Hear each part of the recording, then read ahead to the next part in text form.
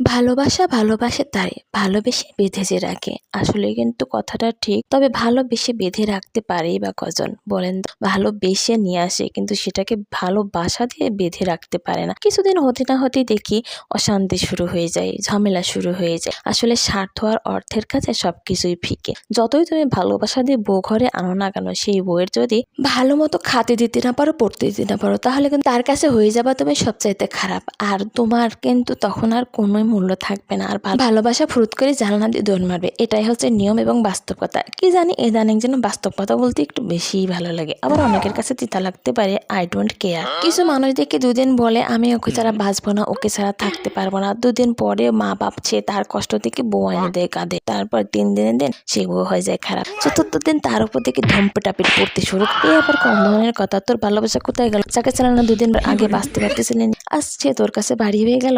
এই হচ্ছে দুনিয়ার নিয়ম। যখন তুমি সব প্রয়োজন মেটাতে পারবা তখন তুমি ভালো, না হলে সবার কাছে খারাপ। এটাই হচ্ছে দুনিয়ার নিয়ম এবং বাস্তব চিত্র, যা চারিদিকে প্রতিনিয়ত ঘটছে।